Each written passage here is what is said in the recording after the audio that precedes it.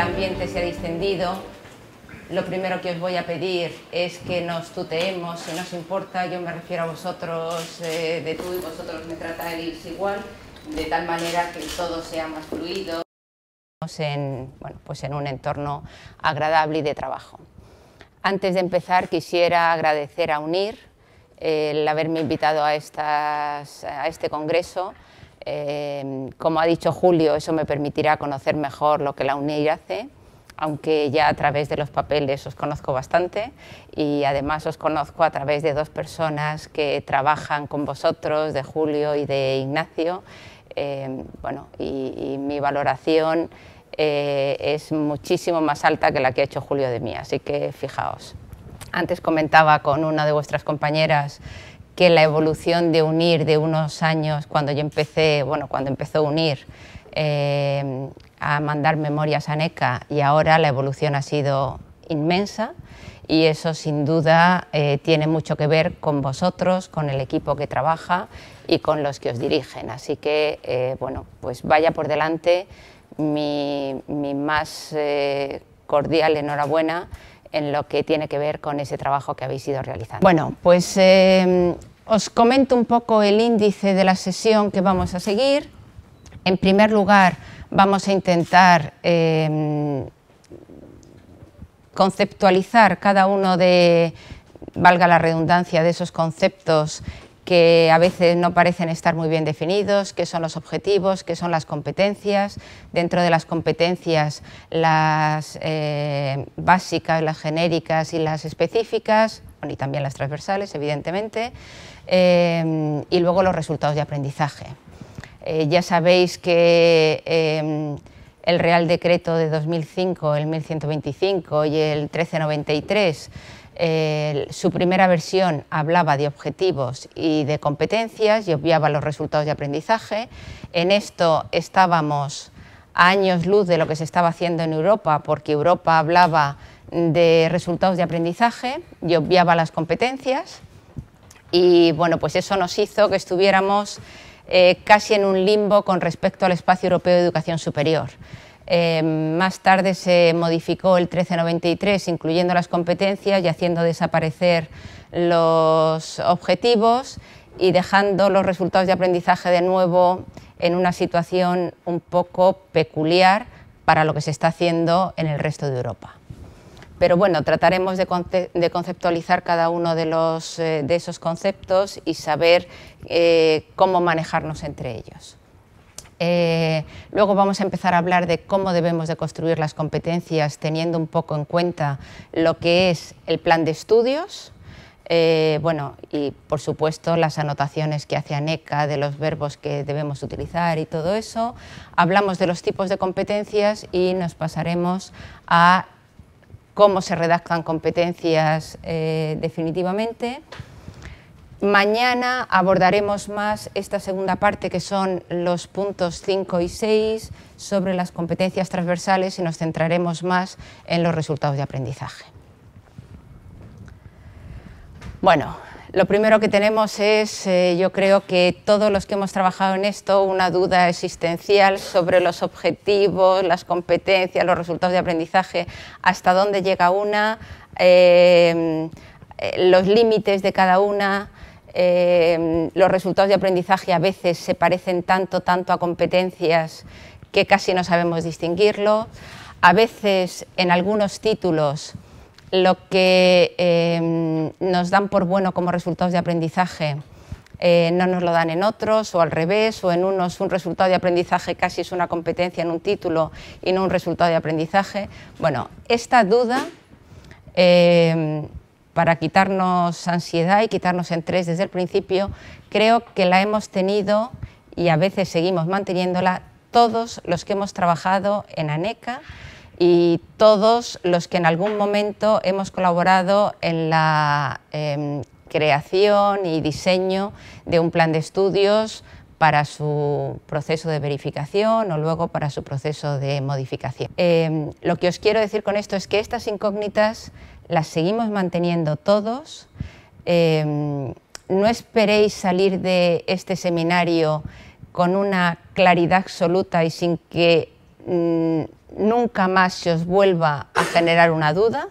Las incógnitas se seguirán manteniendo, pero en la medida que todos vayamos avanzando, pues yo espero que en unos años y que más pronto que tarde, pues llegue un momento que en España nadie que trabaje en una universidad y por supuesto nadie que trabaje en ninguna agencia de calidad tengamos ninguna duda sobre ninguno de estos conceptos. Pero de momento vamos a mantener estas incógnitas ahí. Bueno, vamos a ver qué es un objetivo. Bueno, el objetivo es un enunciado general y amplio acerca de la finalidad del título. En realidad lo que pretendemos expresar con un objetivo es de manera amplia cuál es el propósito de la universidad con las enseñanzas que pretendemos infundir. De todas formas, ya sabéis que estos objetivos ya no son obligatorios en la redacción de las memorias, no es obligatorio que los utilicéis, pero los objetivos, para que todos estemos de acuerdo, son enunciados amplios que lo que dicen es qué es lo que la universidad pretende, no lo que el estudiante tiene que adquirir, sino lo que la universidad pretende con este título. Según el Ministerio, es decir, según el Real Decreto, las competencias son una combinación de conocimientos, habilidades, y cuando hablamos de habilidades nos referimos tanto a las cognitivas, a las sociales, a las motrices, a todas ellas, actitudes y valores que capacitan a un egresado para afrontar con garantías la resolución de problemas o la intervención en un asunto o en un contexto académico, profesional o social determinado. Esta es la definición expresa que da el Ministerio sobre lo que es una competencia. Aquí tendríamos que resaltar que el Ministerio se refiere a que son un conjunto de conocimientos, de actitudes y de valores. Es decir, que nosotros deberíamos de redactar competencias que vayan tanto a lo que es el conocimiento declarativo o explicativo sobre algo, pero también a las actitudes que debe de exhibir un egresado de una universidad y a los valores que ese egresado debe mantener. Luego veremos que en realidad cada una de estas cosas, los conocimientos podrían hacer referencia más a las competencias específicas, las habilidades también, y las actitudes y los valores quizá podríamos enmarcarlas de alguna manera, bien en las competencias transversales o bien en las competencias generales, aunque algunas habilidades, bueno. A partir de esa definición del Ministerio, ANECA nos da esta definición, que se parece mucho, aunque tiene alguna cuestión diferente, que ya va orientando hacia lo que pretende que nosotros hagamos en una planificación de las enseñanzas. Es un conjunto de conocimientos, habilidades y actitudes, hasta ahí bien. Los valores han desaparecido porque se considera que se integran en las actitudes, que se adquieren o se desarrollan mediante experiencias formativas. Ya nos está indicando que cuando estemos redactando las competencias en ese primer momento, puesto que son el eje de un título, tenemos que estar pensando en qué actividades formativas vamos a diseñar para que se adquieran esas competencias, y que si no tenemos una actividad formativa que nos permita adquirir esa competencia, mejor redactamos la competencia de otra manera. Es decir, que esto ya va orientando lo que ANECA quiere que hagamos cuando formulamos las competencias, lo que quiere que tengamos en mente. Las cuales tienen el propósito de lograr conocimientos funcionales, y aquí está haciendo referencia expresa desde mi punto de vista a los resultados de aprendizaje. Es decir, tenemos que lograr unos conocimientos funcionales que por tanto tienen que poder ser evaluables, y tienen que estar descritos en términos muy explícitos para que nadie se pierda. Que den respuesta de modo eficiente a una tarea o problema de la vida cotidiana, profesional, que requiera un proceso de enseñanza-aprendizaje. Es decir, que también está incorporando que las competencias finalmente a lo que nos llevan es a diseñar todo un proceso de enseñanza-aprendizaje en el que están las actividades formativas, pero también vamos a tener que contar los sistemas de evaluación, las metodologías, en fin, lo que es un plan de estudios. Hago referencia a esto porque algunas competencias, lo veremos después, se adquieren, por ejemplo, algunas competencias genéricas o transversales, realmente las adquirimos más a partir de una metodología de trabajo que de unos contenidos expresos que haya en las distintas materias. Por ejemplo, sé que esta mañana habéis tenido una charla sobre pensamiento crítico.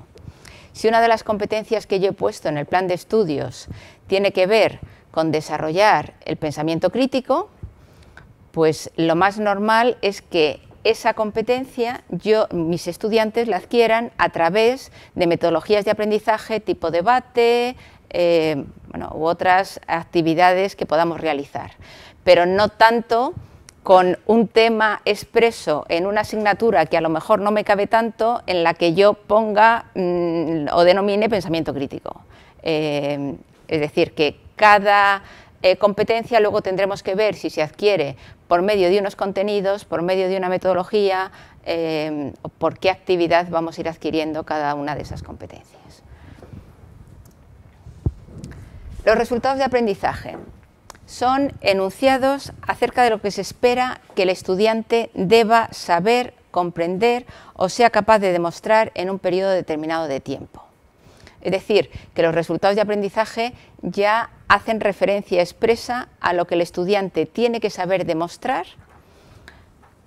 cursando una asignatura, cursando una materia, cursando un módulo o, bueno, esas tres cosas, porque realmente luego no definimos resultados de aprendizaje que tenga que el estudiante demostrar a lo largo de toda la titulación, sino que los resultados de aprendizaje los vamos contextualizando en cada una de las asignaturas, en cada una de las materias o en cada uno de los módulos.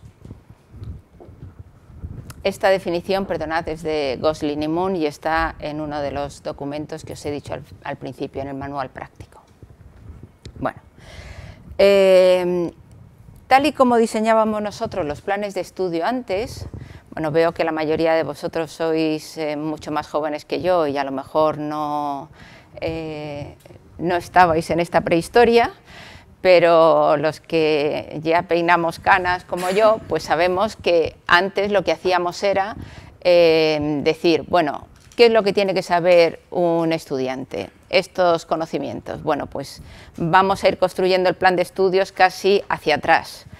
Si tiene que saber estos conocimientos, pues vamos a adornarlo un poquito, le ponemos luego unos objetivos, le ponemos unos sistemas de evaluación, pero siempre con el eje de los conocimientos. Eso ya pasó a la prehistoria, como os he dicho. Eso es empezar la casa por el tejado y nadie empezaría la casa por el tejado, sino que lo empezaría por la estructura. Y la estructura ahora son las competencias. Entonces, lo primero que tenemos que plantearnos son las competencias. Y ahora veremos cómo nos planteamos unas competencias, porque empezar desde la nada a decir quiero hacer un titulado en comunicación y qué competencias diseñaría es muy complejo. Para eso es para lo que luego veremos que pedimos ayuda al mundo profesional y pedimos ayuda a los perfiles profesionales para entender qué es lo que queremos que sepa hacer un egresado, para venderlo al mundo laboral, pero también para que nuestro titulado tenga un valor añadido sobre otros que salen al mercado a optar por las mismas plazas que van a optar nuestros propios titulados. Además, bueno, como os estaba adelantando, el enfoque de competencias tiene esta lógica inversa. Empezamos por el principio, aunque hasta ahora el principio había sido el final. Pensamos en ese desempeño profesional que tienen que tener y a partir de ahí vamos construyendo el título, desde lo que la sociedad necesita de ellos hasta el momento final en que decimos, bien, pues ya sabemos que con esta planificación pensamos que nuestros egresados van a terminar siendo buenos profesionales de esto, que al final es lo que nos están pidiendo, si veis, desde la definición de las competencias, que al final el egresado sea capaz de hacer algo en el mundo profesional o en el mundo laboral, en definitiva. Aquí quería hacer un pequeño inciso para señalaros, y ahora que está aquí de gran actualidad las Fuerzas Armadas, en un foro de calidad al que asistí ya hace bastantes años, al que Ignacio también fue en muchas ocasiones, el foro de Almagro, y no sé si alguno de vosotros ha estado en él también, en el que se debatían bueno, pues muchas cuestiones, estábamos empezando y se debatían gracias al auspicio de la Universidad Castilla-La Mancha, muchas cuestiones relacionadas con la calidad. A uno de aquellos encuentros fueron las Fuerzas Armadas. Bueno, no os oculto que en principio los académicos estábamos pues un poco expectantes a ver qué era lo que nos tenían que enseñar las Fuerzas Armadas sobre cómo diseñar un título. Las Fuerzas Armadas en aquel momento era cuando habían empezado a diseñar el doble grado, digamos, militar y civil para todos sus estudiantes. Y a mí hubo una cosa que me llamó poderosísimamente la atención y que creo que es una de las mejores prácticas que se están haciendo hoy en España en el sistema educativo. Y es que cuando sus egresados terminan, y por tanto ya han pasado todas las evaluaciones, ya son egresados, eligen al azar a 5 o a 10 egresados de una titulación y le hacen una evaluación de las competencias que diseñaron en el título. Les dejan muy claro que no están evaluándolos a ellos, que están evaluando el título. Les hacen una evaluación de esas competencias y entonces valoran cuáles de esas competencias han adquirido a diversos estándares, a un estándar muy alto, un intermedio o uno bajo. Y en función de eso hacen las modificaciones al título que estiman oportunas, porque lo que quieren es reforzar el título.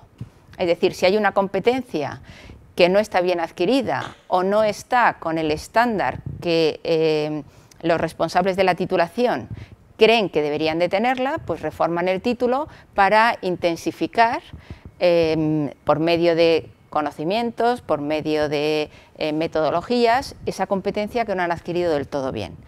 Creo que esto es algo que deberíamos de tener en mente, que al final las evaluaciones que estamos haciendo de nuestros egresados siempre son evaluaciones muy parciales, porque son evaluaciones de cada una de las asignaturas que ellos realizan. Y eso nos hace perder un poco el sentido de lo que debía de ser un título, porque nosotros lo planificamos en su globalidad, no en microunidades. Y por tanto deberíamos de tener, si fuéramos del todo coherentes, una forma de evaluar a nuestros egresados, en realidad no a nuestros egresados, sino a nuestros títulos por las competencias que han adquirido esos egresados. Es verdad que al final las universidades no estamos haciendo esto, o no lo hacemos en nuestra mayoría, porque pensamos que de eso se encarga el mercado laboral. Que cuando sacamos a nuestros egresados a la calle, si la mayoría se colocan y se colocan en sus titulaciones, pues que el mundo laboral le está diciendo a la universidad que ha formado bien a esos egresados. Pero no estaría de más que, además de hacerlo el mercado laboral, nosotros de alguna manera tuviéramos en cuenta que sería interesante que no todos los años, no siempre, pero que de vez en cuando hiciéramos, cuando nos estuviéramos planteando una modificación del título, hiciéramos alguna evaluación de este tipo. Bueno, ¿qué es lo que tenemos que hacer, por tanto? Cuando nosotros queramos diseñar un título, lo primero que tenemos que hacernos es ir a buscar los perfiles profesionales. ¿Que no tenemos un perfil profesional definido? Pues tenemos que solicitar a los profesionales que en ese momento estén trabajando en ese ámbito que nos ayuden a definir cuál sería el perfil profesional de cualquiera que se quiera acercar a este mundo. A partir de ahí, empezar a ver qué tipos de aprendizajes tendría que realizar este estudiante, definir cada una de las competencias con eso y terminar de planificar el título una vez que tengamos las competencias. Es verdad que esto es sencillo cuando tenemos títulos que ya están muy arraigados, quiero decir, si nosotros queremos queremos definir el perfil profesional de un abogado, pues está bastante claro porque tenemos mucha tradición. Cuando las universidades lo que queremos hacer es un título novedoso, un poco innovador, empezamos con algunos problemas.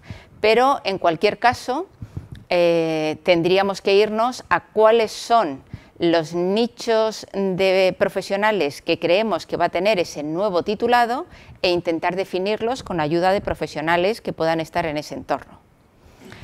Y no solo con la ayuda, y digo con la ayuda de esos profesionales, no solo los profesionales, nosotros también tenemos que trabajar en ello, pero desde luego es importante que conozcamos este perfil profesional. También nos pueden ayudar el revisar algunas ofertas laborales. Es decir, que si nosotros nos vamos, a mí antes me gustaba mucho ver lo que yo llamaba las hojas salmonetillas del país. Sabéis que cuando todavía teníamos, no había llegado la crisis y había muchas ofertas de trabajo, el país los domingos en sus páginas centrales había unas hojillas de color rosado en las que había ofertas de trabajo. Yo me dedicaba a ver qué pedían y siempre había una cuestión que me llamaba poderosamente la atención y habían 2 o 3 cosas que pedían en prácticamente todos los trabajos, y era que supieran trabajar en equipo, que tuvieran capacidad de liderazgo y que fueran creativos o tuvieran capacidad de innovación. Y siempre en aquel momento, y os estoy hablando de la prehistoria de antes, me asaltaba la misma duda. Y esto nuestros estudiantes, ¿cómo lo aprenden? O sea, yo llego a mi clase, doy psicología de la educación, doy la asignatura que me toque dar, pero de ahí a poder asegurar que mis alumnos tienen capacidad de liderazgo o que saben trabajar en equipo. Hacen trabajos en equipo, pero no me voy a engañar. La mayoría de ellos los parten, cada uno hace su parte, luego los pegan y me lo entregan como si fuera un trabajo de equipo, pero en realidad son 3 trabajos individuales pegados. Es decir, que cuando sale uno de mis alumnos a la calle, yo no podría decir en ningún caso que tiene capacidad de liderazgo, no podría decir en ningún caso que sabe trabajar en equipo, bueno, a lo mejor en 1 o 2, un grupo que ha sido excepcional y ha trabajado de verdad en equipo y me consta. Y lo de la creatividad y la innovación, pues si es que yo lo que quiero es que en mi examen me repita lo que han dicho los grandes teóricos de la psicología de la educación, no quiero que innoven. Pues la conclusión de todas aquellas preguntas es que algo estaba haciendo mal. Algo estaba haciendo mal yo, en primer lugar, algo estaba haciendo mal el título en el que esa asignatura se enmarcaba, algo estaba haciendo mal mi facultad y, por supuesto, mi universidad. Yo creo que con las competencias hemos modificado esto un poco. Ahora el problema recae, una vez que hemos diseñado el título, recae más en el docente, porque es el docente el que dice, oiga, usted tiene una competencia que tiene que ver con la capacidad de liderazgo, pues, y unos sistemas de educación, de evaluación y unas actividades formativas, pues ahora usted cuando evalúa tiene que evaluar eso, tiene la obligación de evaluar eso. Y cuando sale un egresado, nosotros le estamos diciendo a todo el mundo que ese señor tiene capacidad de liderazgo. Yo os diría que a esto, una vez que vamos a un perfil profesional, le falta algo. Le falta, digamos, el sello de la universidad que va a proponer a esos egresados. Es decir, si yo fuera rectora de mi universidad, ¿qué me gustaría? Pues me gustaría que cuando mis estudiantes salgan al mundo profesional, todo el mundo los reconozca como tales. Es decir, que todo el mundo diga, no, si es que se nota que es de UNIR, no, si es que se nota que es de la Universidad de Murcia. ese se nota que es de UNIR o ese se nota que es de la Universidad de Murcia, ¿en qué? Bueno, pues ya veremos que ahí tendríamos que diseñar unas competencias transversales que podrían tener que ver con los valores de esos sujetos o podría tener que ver con que sean, además de expertos en el título que sean, que tengan una, si me permitís el término, una expertise especial en algo concreto que la universidad quiere dar esa impronta a todos sus estudiantes. De tal manera que cuando salgan, pues, bueno, pues estaría muy bien. Yo como rectora sería muy importante el que alguien te dijera, no, si a todos los tuyos se les nota que salen con vuestra impronta.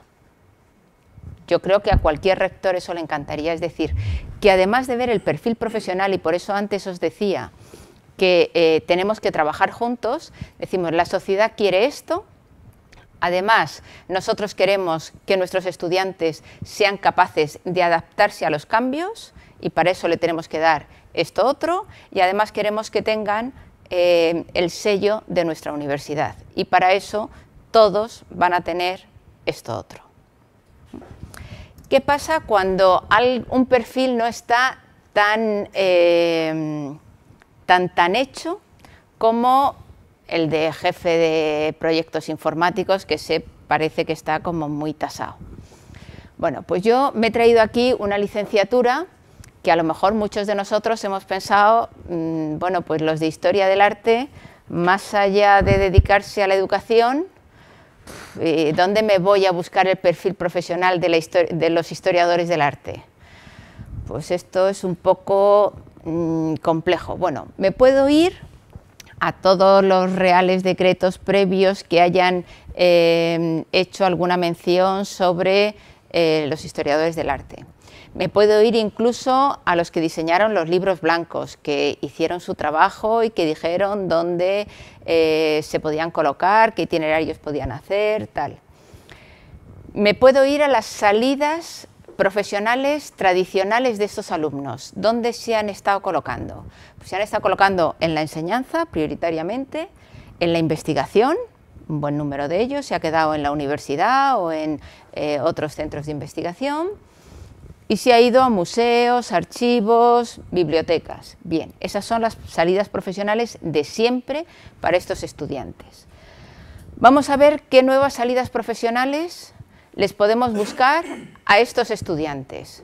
Bueno, pues gestor del patrimonio cultural, que hasta ahora no era una salida, pero que empieza a serlo. Podría ser también educador, animador, podría ser un guía, intérprete turístico, cultural, podría ser un agente de desarrollo local, podría ser auxiliar en instituciones patrimoniales. Vale, con todo esto ya puedo ir definiendo diferentes perfiles para estos egresados. Puedo entonces decidir que voy a hacer 4 itinerarios curriculares en función de todos estos perfiles profesionales y voy a ir orientando cada uno de estos perfiles, de estos itinerarios hacia cada uno de los perfiles que ya estaban y los que he ido encontrando. O sea, hacer ese trabajo nos permite diseñar un título más sólido, más coherente. Es decir, bueno, tengo la seguridad de que cuando mis egresados salgan de aquí, saben, en primer lugar, cuáles son las salidas profesionales, las tradicionales y las nuevas, porque de alguna forma yo les he estado preparando para ello. O sea, antes, ¿qué pasaba con un historiador del arte? Que salía diciendo, bueno, yo ya tengo mi carrera y ahora sé que me puedo dedicar a la educación, que me puedo dedicar a museos, pero estas 2 salidas están muy copadas. No sé si además para dedicarme a la educación tengo que hacer el máster de secundaria. Bueno, pues ahora nosotros les estamos abriendo nuevas vías desde el momento en que ellos están estudiando. Y además les estoy diciendo, yo os estoy explorando nuevas vías, pero estas no son las únicas. Igual que nosotros estamos abriendo nuevas salidas, pues espero que dentro de 10 años vosotros hayáis abierto otras nuevas y a los nuevos estudiantes que yo tenga aquí les esté dando otras 2 salidas más que hayáis abierto vosotros. Es decir, que hacer algo así para cada una de las titulaciones, sobre todo para aquellas que no están absolutamente definidas, nos podría ayudar en la definición del título y en la preparación de las competencias que queremos trabajar. Tampoco es que quiero supervalorar el mundo de la empresa porque hay de todo, ¿no? Pero sí que es verdad que una gran mayoría de empresas donde empiezan a haber departamentos de recursos humanos, ya de gestión de personas, de gestión de talento, ¿no? Muy consolidados, casi todas ya han entrado en un sistema de gestión integral por competencias, en todas las áreas y en todos los procesos, eso es verdad, ¿no? Pero es que aún va más por encima, es que las grandes empresas, las grandes multinacionales, por detrás hay muchas que no, ya incluso han traspasado el tema de la gestión por competencias, ya ni siquiera hablan de gestión por competencias. La gestión por competencias está muy asociada a la dirección por objetivos, tal. Ya estamos hablando de la dirección por valores. Y la dirección por valores tiene mucho que ver con todo lo que son las competencias transversales. O sea, Sí. Vamos a tener que correr. Que vamos a tener que correr. Simplemente es que tenemos que darnos un poco de prisa.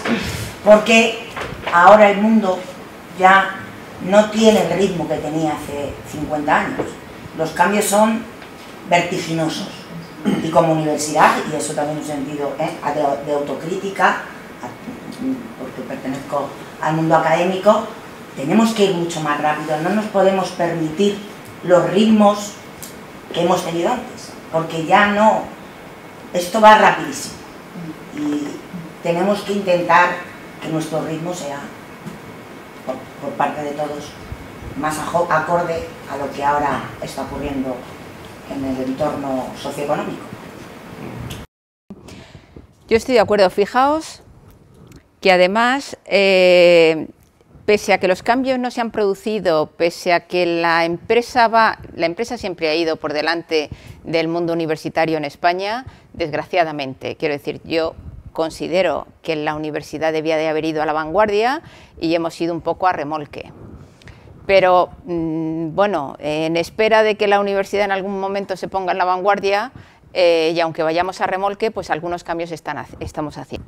Y por si se os olvida poner alguna, estas la tienen que tener todos los españoles que estudien, todos, es decir, que estudien en la universidad, todos.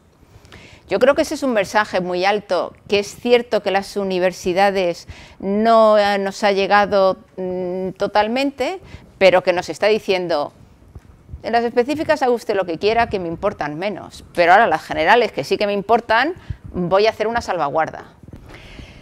Este gráfico lo he puesto así porque tenemos que tener claro cuando diseñamos las competencias, cuando empezamos a diseñarlas, que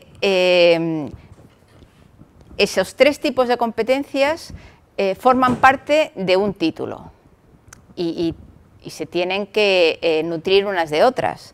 ¿Qué nos encontramos a menudo en ANECA? Pues que las generales se solapan con las básicas, por supuesto, que las básicas y las generales se solapan con las transversales, que unas y otras se solapan con las específicas. Y entonces empezamos con el baile, empiezan las comisiones a volverse locas. Esta competencia se solapa con no sé qué, la otra se solapa con no sé cuántos, la tal... al final dices, no tiene ningún sentido que estemos poniendo 2 competencias, una transversal y una genérica, para que los estudiantes adquieran lo mismo, o una específica con una genérica. Entonces, al final nosotros, ¿cómo nos justificamos? Bueno, es que yo he diseñado las específicas del título y como las transversales ya me las da la universidad o el departamento de calidad o lo que sea, bueno, pues sí, hay unas que se solapan, pero claro, ¿cuál quito? La transversal no puedo y la específica, que es lo específico del título, no lo voy a quitar. Pues sí, lo quitas o lo redactas de otra manera, de forma que no se solapen. Pero esto es un engranaje. No tendría ningún sentido que en una industria en la que se trabaja en cadena hiciéramos pasar por el mismo sitio sin ningún sentido 2 veces la producción. Dice, si ya hemos puesto ese tornillo, no vuelvas a meterlo para que se lo pongan, porque además no va a funcionar bien. Pues esto es lo mismo, si ya has puesto la competencia, ya la has puesto. Aparca y sigue avanzando. Afortunadamente, otra de las cosas que ha hecho bien en el diseño de los títulos el Ministerio es no ponernos un número fijo de competencias, sino que nos permite que nosotros pongamos aquellas que creamos que nuestros estudiantes tienen que conseguir. Si ponemos muy pocas, es verdad que las agencias de calidad decimos, hombre, 4 años para conseguir 4 competencias, mire usted si puede desarrollarlas un poquito más. Si ponemos 200, pues decimos, 200 es casi a competencia por hora, pues no sé, mire a ver usted. Pero bueno, dentro de una cosa razonable, pues la verdad es que no hay ninguna pega en si ponemos 30 o ponemos 40. Es decir, que si nos sobra una competencia porque se solapa con una transversal o con una genérica, la quitamos. A mí me gustaría que todos saliéramos de aquí teniendo claro que las competencias específicas no son las más importantes del título. No lo son. No lo son para el mundo laboral y, por tanto, no lo debían de ser tampoco para nosotros. Yo, fijaos que cambiaría el orden de importancia. Las universidades, desde mi punto de vista, me puedo equivocar, pero las universidades, cuando diseñan un título, ¿qué es lo que más les importa? Las específicas. En segundo lugar, las generales. En tercer lugar, las transversales. ¿Cuál es el orden que a mí me parece lógico que en orden de preocupación de una universidad? Pues me parecería que la primera preocupación deberían de ser las transversales. Es decir, este es mi sello, esto es lo que me va a diferenciar de las de alrededor. En segundo lugar, las generales, ¿por qué? Porque sé que la empresa va a mirar más estas competencias que las específicas. Es decir, todos los estudiantes de ADE de España van a salir con competencias específicas muy similares. ¿Eso diferencia alguno? No. O sea, después de 10 años, las competencias específicas que debe tener un egresado de ADE son bastante conocidas por todos. Aquí no vamos a descubrir la pólvora, no se pretende que la descubramos. Que tiene que saber, os voy a decir, no sé nada de ese mundo, pero que tiene que saber macroeconomía o microeconomía. Vale, pues sí, pues esos son contenidos, habrá unas competencias asociadas a esos, pues bien, no hay más historia. Eso está súper definido. También tenemos que cambiar la percepción de la importancia de las competencias. Y es verdad que en la medida en que las universidades, o sea, la empresa yo creo que ya ha dado ese salto, como nos decían antes. Las universidades todavía no. En la medida en que nosotros la vayamos dando, las agencias de calidad no les va a quedar más remedio. Es decir, nos parece que las agencias de calidad son inmovilistas, pero si revisamos el recorrido que llevan las agencias, desde los primeros títulos que evaluamos, como decía Julio antes, yo entré en el minuto 0, pues desde aquellos primeros informes que hacíamos y las valoraciones que hacíamos entonces a las que hacemos ahora, hay un trecho enorme. Y yo os puedo decir que día a día los criterios siguen cambiando. Por supuesto no podemos hacer cambios de 180 grados porque tendríamos a las universidades perdidas, pero que hacemos cambios muy graduales, muy poquito a poco, en la medida en que las universidades van demandándonos otras cosas, se siguen haciendo. Y al cabo de 2 años, tú ves los informes de hace 3 años y los de ahora y dices, ahí va, pues sí, pues estamos cambiando y estamos cambiando bastante. Y yo creo que para mejor, O sea que, bueno, que la responsabilidad, en quien recae la responsabilidad de todos estos cambios es en las universidades, está en nuestro tejado. Podemos decir, no, está en el tejado de las agencias, no, está en el tejado del ministerio, no, está en el tejado de las empresas. No, ahora mismo creo que esos cambios dependen solo y exclusivamente de nosotros y que tenemos las herramientas para hacerlo. Vale.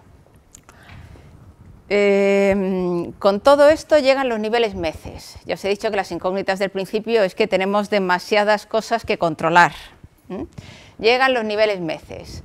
En España, como sabéis, los niveles, el marco de cualificación en general para todas las enseñanzas está, vamos a decir, poco definido.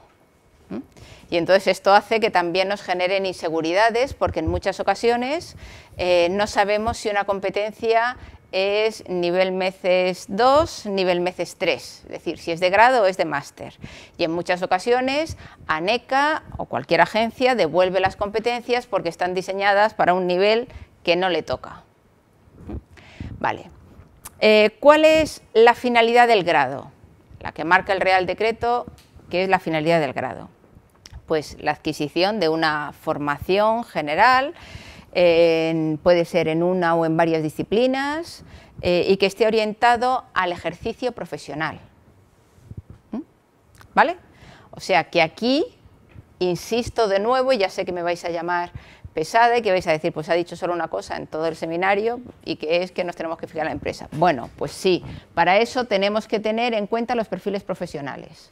Eso no significa que yo no pueda hacer un grado absolutamente novedoso que no se haya impartido nunca en España. Los hay y no pasa nada. Lo que pasa es que tengo que decir cuál es ese nicho profesional que yo supongo que esos egresados van a tener.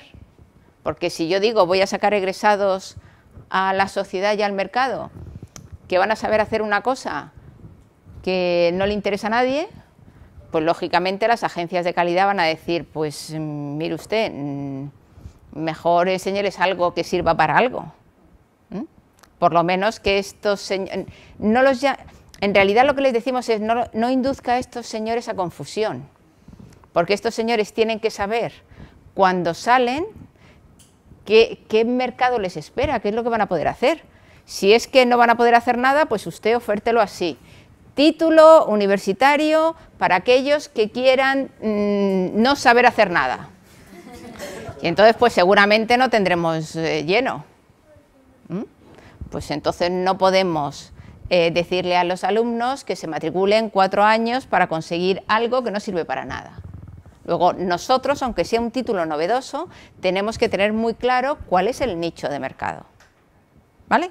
Y lo que nos dice el Real Decreto es que los graduados los tenemos que formar para el ejercicio profesional, sea el que sea.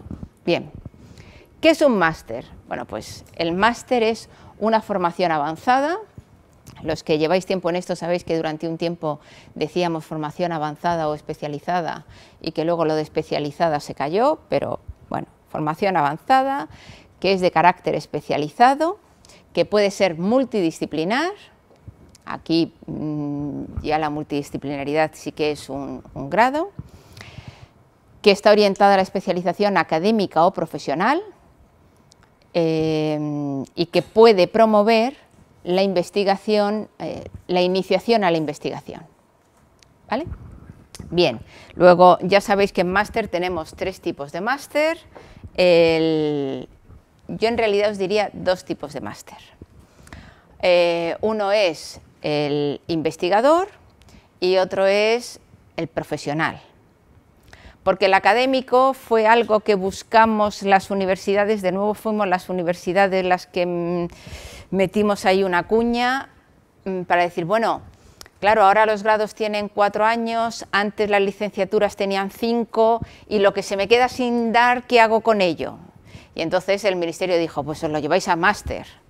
Y entonces luego decíamos, ya, pero claro, como con esto no es una especialización, sino es nuestro 5.º año, bueno, pues vamos a ponerle a eso académico.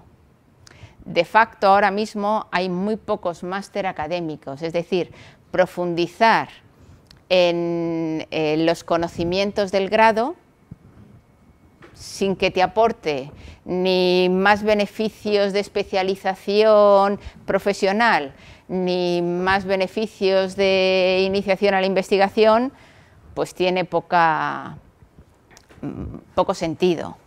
Es verdad que las universidades, de nuevo, las utilizamos cuando no queríamos poner En su inicio sabéis que teníamos que poner, si queríamos que el máster fuera profesional, teníamos que poner prácticas externas, y si queríamos que fuera de iniciación a la investigación, teníamos que poner TFMs de 12 créditos.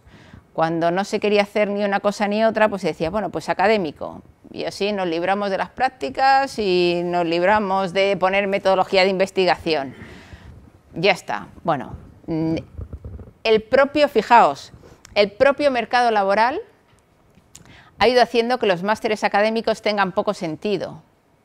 Y a día de hoy hay pocas universidades que mantengan másteres académicos. Se han ido reconvirtiendo en másteres profesionales o en másteres de iniciación a la investigación. Es decir, que al final lo que no tiene sentido, que hacemos las universidades, pues como no tiene sentido, al final no nos queda más remedio que eliminarlo, repensarlo y sacarlo con un poquito más de sentido. ¿Vale? Luego yo diría que tenemos dos. Ahora lo que nos quedaría pensar es qué tipo de competencias son las que querríamos para alguien que va a ejercer y qué tipo de competencias le pediría a alguien que tiene que tener un nivel superior, que tiene que tener nivel de máster. A ver, aquí las empresas esto lo tienen muy claro. ¿A quién hacen jefe de servicio, jefe de programa? ¿Quiénes son los mandos intermedios que son cargos técnicos, me refiero? O sea, que quiero decir que no están ligados al capital de la empresa, sino que están ligados a su desarrollo profesional. Pues los que saben hacer más que los que están abajo. Incluso otras cosas diferentes, porque ya pues el informático que está haciendo programas de ordenador sabe hacer el programa, pero el que tiene que saber cuántas horas emplean, a qué le dedican más tiempo, cómo integrar un proyecto más grande, ese es el que está de cargo intermedio y ese tiene que tener otras habilidades. Eso es lo que tenemos que enseñar en el máster, esas otras habilidades que le van a permitir un desarrollo profesional. Por supuesto, si es de investigación está clarísimo, porque en el grado no se nos permitía, salvo en muy contados grados, hacer ninguna alusión a metodologías de investigación ni a ninguna cuestión relacionada con la investigación. Luego, si es de investigación, las competencias que tenemos que diseñar están bastante claras. Si es profesional, pues son esas otras que nos van a permitir un desarrollo profesional sobre el perfil que nosotros fijamos en su día. Por supuesto, teniendo muy claro, y esto a día de hoy sigue siendo una lucha constante en ANECA, que las competencias de máster no pueden ser competencias de grado. Esto es muy obvio, ¿verdad? Y me vais a decir, bueno, qué verdad de perogrullo, ya. Bueno, pues os asombraríais de la cantidad de veces que en función de este carácter multidisciplinar nosotros estamos mandando competencias de grado a ANECA para que las evalúe. Es decir, que nosotros decimos, bueno, nosotros estamos haciendo un máster para, no sé, para gente de comunicación audiovisual. Pero como queremos que esto sea gente que esté en empresas llevando los departamentos de comunicación, pues creemos que tiene que saber ya algo de derecho. Pero claro, los conocimientos de derecho rudimentarios, competencia de derecho básica, error. Eso se adquiere en el grado de derecho, no en el máster de comunicación audiovisual avanzada, por poner y el avanzada se lo digo con muchas comillas, ¿vale? Los grados son más fáciles de definir a nivel competencial que los másteres, y de hecho tenemos muchos más problemas en las competencias de másteres que en los grados. Y es por esto, porque al final, como ese carácter multidisciplinar parece que nos obliga a poner competencias de grado para unas y para otros, pero eso sí que lo tenemos que desterrar. Todas las competencias de máster tienen que ser de nivel de máster. Y luego, si necesito nivelar a ciertos alumnos para que cuando entren se entienda, vía complementos de formación puedo hacer lo que quiera, pero no ponerlo como competencia del título, porque eso chirría mucho. Y contenidos, si es uno y no de muchas horas, va a pasar. Si son una asignatura completa, no va a pasar, porque te van a mandar al grado correspondiente. O sea, de alguna forma es casi un engaño conceptual, no es un engaño crematístico, es un engaño conceptual. Tú le estás dando una formación que realmente es de otro nivel. Si eso es como si yo me fuera, no sé, sí, pues un estudiante de grado, que les digamos, pues mira, vamos a ver contenidos de primero de bachiller, porque no todos los que estéis aquí lo sabéis. Y dices, hombre, volver ahora al bachiller, no, esto ya lo tenemos superado. Que alguien no lo tiene, puede hacer dos cosas: estudiárselo por su cuenta, que se supone que ya tiene capacidad de aprender a aprender, o le pongo complementos de formación y se cursan. Y ya está. Pero eso sí que es importante, y ahí seguimos teniendo muchos problemas en ANECA cuando las universidades diseñan los másteres. ¿Vale? Bueno, vamos a ver, vamos un poco retrasados, pero vamos a ver lo que dice ANECA de cómo esto lo sabréis. ANECA dice en su guía de apoyo que tiene que ser un verbo activo, que ese verbo tiene que definir la acción que genere y tal, y seguido de la descripción del objeto de la acción y el contexto en el que se aplica. ¿Vale? Es decir, que lo que tenemos es un verbo que señala la acción del desempeño, que debe referirse a una actuación observable o medible. Aquí otro de los problemas. ¿Cuántas veces habéis diseñado una competencia y os han dicho no es evaluable? Un montón. Decir que si ponemos unas competencias tan vagas que no se pueden medir, pues claro, así podemos diseñar todas las competencias que queramos. Como luego nadie puede medir si las tiene o no las tiene, pues mira qué bien. Tenemos que pedir competencias que luego, como decía antes Juanjo, podamos convertirlas en competencias de logro. Es decir, que luego podamos saber que esos estudiantes han adquirido esas competencias. Si no, diseñar todo un plan de estudios para que los alumnos adquieran unas competencias que luego no podemos valorar si han adquirido o no, pues es hacer un montaje un poco surrealista. Vale. Lo segundo es, el objeto es una situación concreta sobre la que recae la acción. Es decir, si yo como verbo utilizo diseñar, ¿diseñar qué? Tiene que quedar claro qué es lo que quiero que diseñen, porque diseñar en abstracto, pues no va a poder, o sea, no es lo mismo diseñar un traje de chaqueta que diseñar un tornillo, que diseñar una acción docente, que tendré que saber qué es de lo que estamos haciendo, de lo que estamos hablando. Luego, aquí lo hemos llamado condición de calidad, pero en realidad lo que nos estamos diciendo, lo que nos estamos refiriendo es al criterio que se tiene como referencia para evaluar esa competencia. ¿Vale?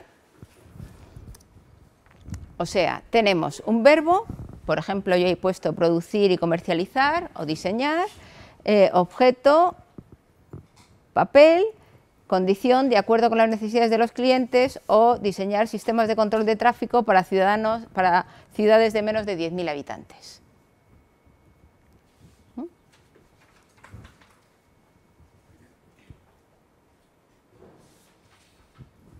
¿Vale? Bueno, ahora tenemos que empezar a integrar todo esto y algo de lo que todavía no hemos hablado.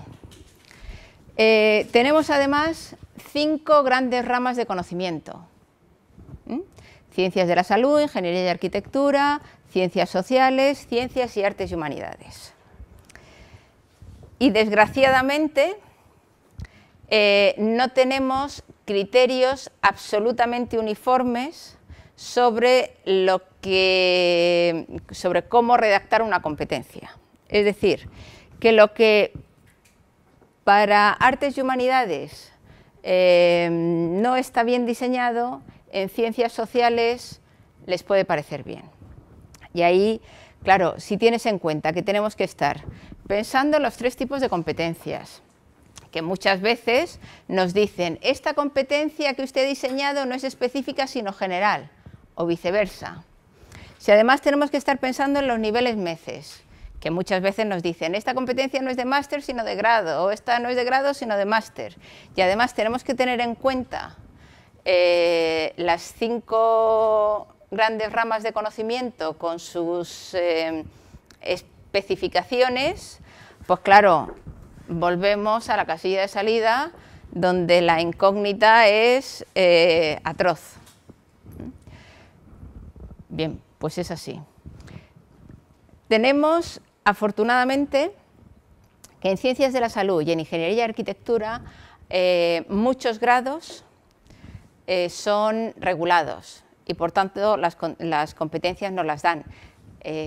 Bueno, es verdad que en Ciencias Sociales también tenemos algunas, como algunos de Educación, pero, desde luego, en Ciencias de la Salud los grados prácticamente todos son regulados y algunos másteres también. Y en Ingeniería y Arquitectura pues tenemos más de lo mismo, con lo cual ahí nos quitamos una presión. Quizá los mayores problemas los tenemos en Artes y Humanidades y Ciencias Sociales, porque los de Ciencias lo tienen muy claro. Es decir, los de Ciencias tienen claro qué es lo que quieren que una persona sepa hacer en el laboratorio, qué es lo que una persona quiere que haga en una empresa y digamos que ahí los perfiles profesionales están muchísimo más claros. De nuevo, vuelven a salir los perfiles profesionales. Cuando tenemos el perfil profesional clarísimo, definir el título es más sencillo y eso es lo que le pasa a los de Ciencias. En Artes y Humanidades y en Ciencias Sociales tenemos nuestro aquel. Y es verdad que no tenemos criterios absolutamente ajustados y que tenemos que lidiar con eso. Mi consejo, pues que en la medida que vayamos conociendo esas especificaciones, pues tenemos que ir ajustándonos. Yo os diría que todos los que estáis aquí, que sois de la Unidad para la Calidad o del Departamento de Calidad de UNIR, pues que si os pudierais especializar en cada una de las grandes ramas, no estaría mal. Es decir, al final uno termina conociendo cuáles son las especificaciones de lo suyo. ¿Vale? Bueno, vámonos a los verbos que la guía de ANECA señala. Ya sabéis que estos son los verbos que señala con una serie de, bueno, pues de otros verbos que pueden estar asociados a ellos. No le voy a dar mucha más importancia a esto porque estos los conocéis todos, quiero decir, están en la guía de ANECA, sabéis qué son estos. Bueno, yo creo que con esto ANECA nos ayuda mucho a saber qué es lo que tenemos que hacer. Ahora, quizá lo que tendríamos que hacer a continuación sería decir, de estos verbos, hay algunos que son más prototípicos de grado y otros que son más prototípicos de máster, teniendo en cuenta que en parte todos, depende de cómo definamos la competencia, son, o si no todos, la gran mayoría de ellas son utilizables en uno o en otro. ¿Qué creéis?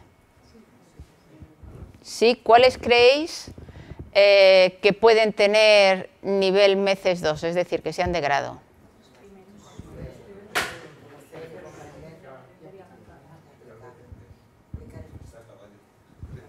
Aplicar estaría a caballo.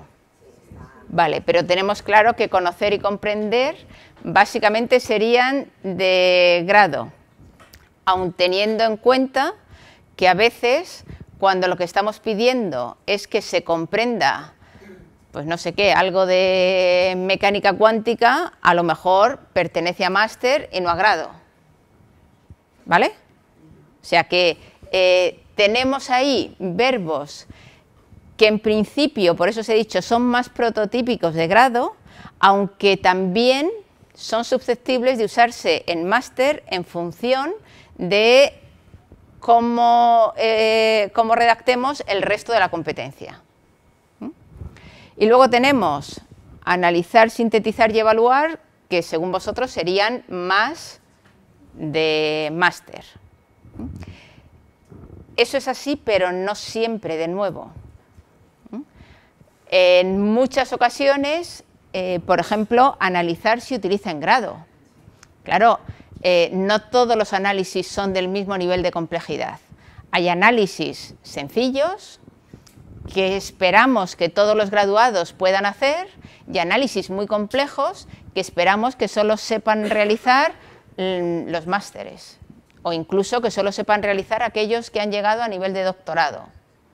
¿Vale? Bueno, pues teniendo eso en cuenta, ya tenemos que los primeros en principio son más típicos de grado, los segundos más típicos de máster, pero que son utilizables en uno u otro sentido siempre y cuando la redacción del resto de las competencias nos den un nivel más básico o un nivel más elevado, más avanzado. Sí que os digo con carácter general que el verbo conocer a las agencias de calidad no les gusta que se utilice a nivel de máster. ¿Por qué? Esto tiene mucho que ver con las clasificaciones de las taxonomías. Y yo creo que si nos vamos a cualquier taxonomía, la de Bloom, por ejemplo, pues nos da bastante información sobre los niveles MECES. Es decir, ¿qué está en la base del conocimiento? El conocimiento descriptivo, el conocimiento declarativo. Luego eso es un nivel de conocimiento muy básico. Salvo que la materia que yo les pida que conozcan sea muy compleja, pues el conocimiento declarativo lógicamente iría a grado. Por tanto, si utilizamos comprender cuando se trate de conocimientos muy elaborados y muy complejos, a las agencias de calidad se les va a ajustar más que el conocimiento. La comprensión estaría en el siguiente nivel de la taxonomía. Y así realmente iríamos por niveles de la taxonomía hasta la generación del conocimiento, que sería la última, que estaría en nivel MECES 4, es decir, que estaría en un nivel de doctorado. Ese es siempre el último nivel de conocimiento que existe, es aquel que es capaz de generar conocimiento. No solo de comprender, entender, aplicar, analizar, sintetizar todo lo que hay, sino producir nuevo conocimiento que pone al servicio de otros. Es decir, que estás ampliando el corpus de conocimiento, el corpus científico de cualquier materia. Vale, eso lo reservamos para doctorado. Todo lo demás, yo os diría que cualquier taxonomía que conozcáis de conocimiento, la de Bloom puede ser una. Eso os puede ayudar bastante a pensar si estamos en MECES 2 o estamos en MECES 3. Es decir, todo lo que está en los niveles más básicos, pues está claro que sería MECES 2, lo que está en niveles más avanzados, MECES 3. A veces no es tanto el verbo el que te lo da, como la redacción, el objeto y el contexto de la redacción, ¿vale? Pero sí que tener un poquitín de cuidado en los verbos que utilizáis. Junto con hablamos de conocer, pero todos los verbos que hay a continuación tienen que ver con eso. Por ejemplo, si utilizamos, por poner uno, numerar, bueno, pues evidentemente si pones numerar, imaginaos, numerar los distintos tipos de no sé qué, pues eso va a ser de grado en el mejor de los casos. Evidentemente no vamos a poder utilizar ese verbo a nivel máster. ¿Por qué? Porque son tipos de conocimiento muy básico, muy declarativo. Bueno, muchísimas gracias. Mañana seguimos.